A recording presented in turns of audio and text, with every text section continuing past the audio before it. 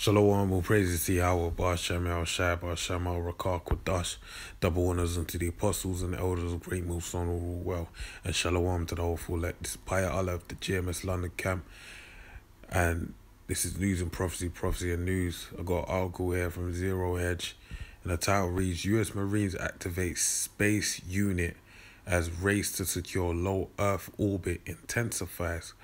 Alright, so you're seeing biblical prophecy come to pass or being, set up to be played out in these last days. And the prophecy that I'm speaking about is the war in heaven, alright? That's being geared up, alright? You can see. So it says on Friday, the Marine Corps activated a new specialized unit called Marine Corps Forces Space Command, or MAR for Space, as a subordinate organization to the U.S. Space Command, which will provide space operational support to the Fleet Marine Force while building a convergence capability to increase warfare lethality. Let me run this back because okay, first point, it says on Friday. So last week Friday was what, November 13th, right? Friday the 13th. So we know that Friday the 13th is a demonic high holy day, a satanic high holy day, alright, where basically there's a lot of power in that day, alright. If you're dealing with the left hand side and you want to do something, it would be one of the days to want to capitalize on for their agenda in order to have power with it, alright. So that's the first thing. And then also in the name, Mar for Space, I believe it's a shortening of Marine, but it's no coincidence that it's Mar as well, going back to the God of War being, like March, how March is named March, dealing with warfare. It's the same with Mar as well in this scenario. So it shows you heavily on the left-hand side, dealing with the spiritual stuff Esau taps into. They're trying to, secure their enterprise in this, right? They ain't taking no chances, basically. So it says on Friday, the Marine Corps activated a new specialized unit called the Marine Corps Forces Space Command. Alright. So more or less read all this, but this is the point I wanted to bring out as well. Provide space operational support to the Fleet Marine Force while building a convergence capability to increase warfighter lethality. Okay, so basically the reason why they're doing this is because they want to increase their ability in the sky, well, dealing with space, but not so much, not even deep space, but like orbital space, alright? So they're trying to secure their premises there. So it says Marine Corps Major General Matthew G. Gravy will be the dual-hatted commander of Mars Space and Marine Corps Forces Cyberspace Command. Right, Mars for Space will be based at Offutt Air Force Base, Nebraska, in Marfa Cyber in headquartered. It's headquartered at Fort Meade, Maryland. Alright, we have an incredible opportunity to create synergy across information environment based on our unique position within the naval and joint force. It's just bugged me to say this, man, but this shows you how proud Esau is, man. Because here it is, Nebraska, because Nebraska stirred up my mind. I'm sure it goes back to Gad's so-called North American language. I can't remember the name, the Algonquin or something like that. The language, the broken Hebrew that they speak over there. But you conquered like some ragtag castaways from London, from the UK, sorry. The British Empire managed to conquer, along with France and Spain and these different places, managed to conquer the Americas, not uphold one treaty they made with Gad. And a few hundred years later, you're going to war in space now. Like, and you really are not sitting there and thinking, like, there's a player to this, alright? Because all history, all time before, no one was doing these things, right? But that shows you the pride of Esau, because the way he's looking at it, like, it's like, yeah, man, we're special. We can do these things. But they don't know that the Lord really gave them this understanding, as it tells you in the book of Daniel, the 12th chapter. Wisdom, like knowledge shall increase and run to and fro. The only reason why this is being increased is for the Lord's word to manifest, man. As it tells you in Isaiah 11 and 55, or 55 and 11, say that the Most High's words don't go out void, but they will accomplish what he says, all right? So we're going to see that play out now, and that's the only reason why these things are happening. So it says, we have an incredible opportunity to create a synergy across the information environment based on our unique position within a naval and joint force. Space and cyber are critical capabilities in the information environment that, when brought together, can provide a competitive advantage. Right, so this is what they're saying. As you can see with this image, they want to create, it look like they got rail guns or some form of, tech. And they even showing you the end of this world, man. They're showing you ICBMs flying up into the sky, all right? And they're securing the premises. And really and truly, the only reason why they're going up there is because they're going up there to protect the elites, all right, from this impending doom. That's one of the main reasons why. Sorry, let me not say it's the only reason, but that's one of the main reasons as well. Because they're going to be up there in Elysium or down in Dharma's deep underground military bases and cities that they have, and also up in, high mountains that have caves that are fortified and whatnot. All right. So that's their desire. So it says, let me read that again. It says,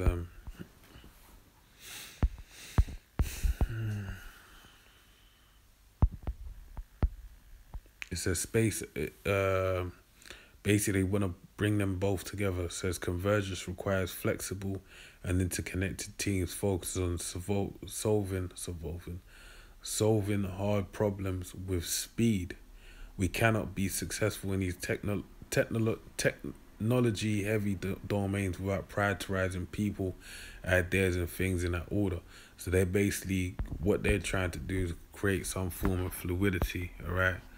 Make it as and where at every point you have someone there, or you have someone there accessible to those points of interest. For example, it's going to delve into, actually, so let me read on. So it says, as early as 2017, we outlined to readers how the military was preparing for new hybrid wars in outer space and cyberspace. Right, so now the new battlefronts, right, is dealing with outer space, right, and cyberspace. So, and this is really for the sake of the prophecy to be fulfilled, the war in heaven that spoke of in the book of Revelations, all right? But also in cyberspace via the internet, okay? With information, because really that's our plane of that's our field of warfare, all right, on the internet, right? Pumping out this word. So it says Martha Space will join the Space Command Division, and that's why they have they're now doing censorship with videos. But anyway, it says the new unit will also provide critical data to other services and allied partners. Earlier this month, Space Command hosted a ceremony at Peterson Air Force Base, Colorado, celebrating the 245th anniversary of the Marine Corps. Right? So it says today, in a world marked by international uncertainty, antagonism between competing powers, and a continuing global war on terror, our Marine Service component, Marine Forces Space, strengthens our space warfighting capabilities with an Esprit de Corps and warrior ethos that has made the United States Marine Corps No better friend, no worse enemy, said Space Command leader General James Dixon. Says under the Trump administration, there's been a tremendous effort via the creation of Space Force to maintain, protect, and expand the U.S. dominance in outer space. All right, so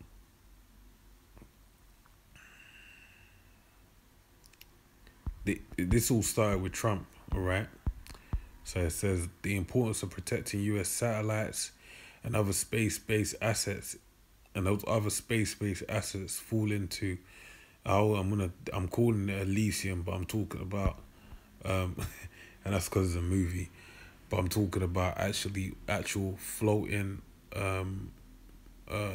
cities, or, ships that basically will be, safety for the elites against the times to come. Says it's critical for the U.S. military land or sea-based operations.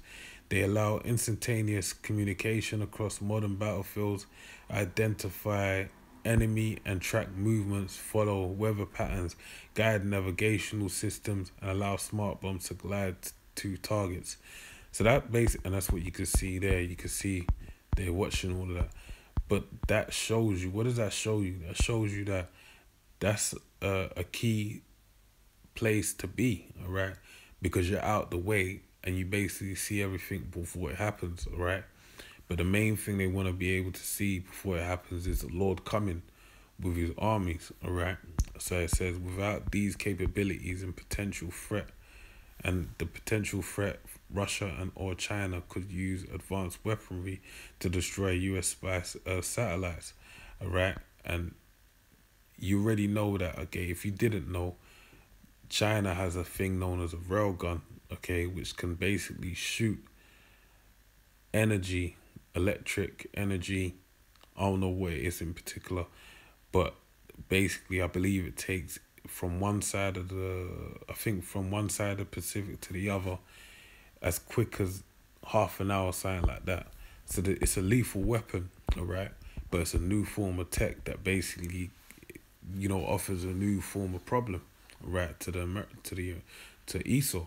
Okay, so the race to secure outer space will likely continue no matter who becomes president in January 20. All right, so that's what they're looking. That's the game. So let me read this scripture.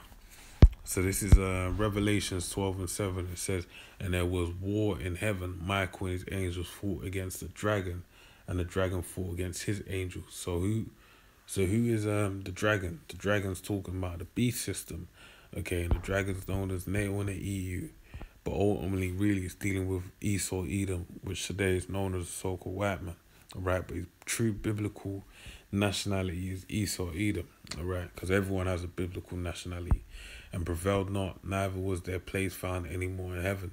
So they're saying that they're going to attempt to fight Michael and the angels, which really ultimately includes the Lord when the day of the Lord, right? But they ain't gonna be able to win.